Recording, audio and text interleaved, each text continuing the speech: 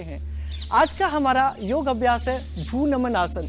भ्रूनमन एक ऐसा आसन है जिसे प्रत्येक खिलाड़ी को करना चाहिए, चाहे वो किसी भी खेल का खिलाड़ी हो। इससे हमारी मांसपेशियों को आराम मिलता है, साथ ही हमारी जो रीढ़ की हड्डी होती है उसकी फ्लेक्सिबिलिटी काफी अच्छी हो जाती है।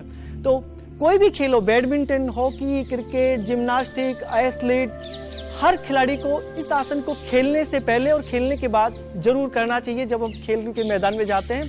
कैसे करते हैं इस आसन को, आइए देखते हैं। इसके लिए हम जमीन पर बैठ जाएंगे इस तरह से और दंडासन की स्थिति में हम बैठ जाते हैं, दोनों हाथ साइड में। भ्रूनमन का अर्थ होता है भ्रू यानी पृथ्वी, नमन यानी प्रणाम करना। तो हम यहाँ पृथ्वी को प्रणाम करने की स्थिति में अपने शरीर को लेकर जाते हैं।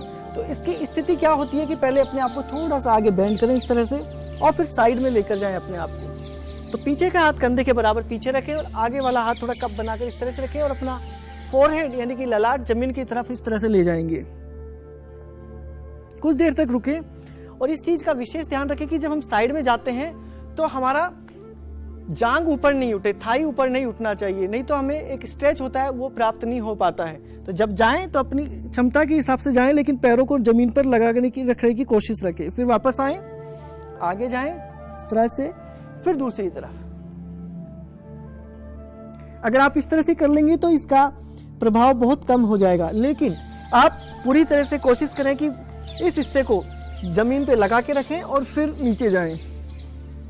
तो इससे हमारे कंधे का भी पूर्ण व्यायाम हो जाएगा, साथ ही हमारी ट्विस्टिंग मिलती है हमारे पेट की मांसपेशियों को और पीठ की मांसपेशियों को।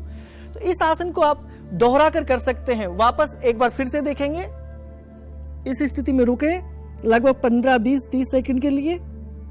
फिर सांस लेते हुए ऊपर, सांस छोड़ते हुए नीचे, फिर यहां से इनहेल, एक्सहेल करते हुए दूसरी तरफ और यहां सामान्य श्वास के साथ कुछ देर रुके रहें और वापस आ जाए। तो हमने देखा कि इस आसन को करते समय हमारी रीढ़ की हड्डी का पूर्ण व्यायाम हो रहा था, साथ ही हमारे जो शोल्डर ब्लेड्स है और कंधे हैं उनको पूर्ण व्यायाम मिलता है। तो इस आसन को अगर खिलाड़ी अपने व्यायाम के समय अगर करेंगे तो उनकी रीढ़ की हड्डी काफी लचीली होगी, साथ ही उनकी पाचन क्रिया अच्छी रहेगी और कंधे काफी मजबूत होंगे। तो जरूर कोशिश करें कि इस आसन को आप अपने अभ्यास में जोड़ें और आप स्वस्थ रहें और अच्छे से खेलते रहें। आज का योग सूत्र है हमारा आहार। खिलाड़ियों को जब वो खेलने के लिए जाते हैं तो ध्यान रखना होता है कि भूख पर उनका उस टाइम पे नियंत्रण रहे और उनको ऊर्जावान ऐसा भोजन करना चाहिए या ऐसे कुछ फल लेने चाहिए ताकि वो खेलते समय भूख से परेशान ना हो। तो संतरे और मौसमी ऐसे फल होते हैं जिन्हें आप खेलने से पहले अगर खाएंगे तो उससे आपको एनर्जी भी मिलेगी और आपको प्यास भी नहीं लगेगी। तो खिलाड़ी कभी भी जब भी वो खेल शुरू होता है उससे पहले संतरे या मौसमी को सीधा खा सकते हैं या उसका जूस ले सकते हैं। तो संतरा और मौसमी के फलों को खाने से पेट भी आपका अच्छा रहेगा, साथ ही आपको खेलने के लिए तुरंत जो ऊर्जा चाहिए वो भी आपको प्राप्त होगी।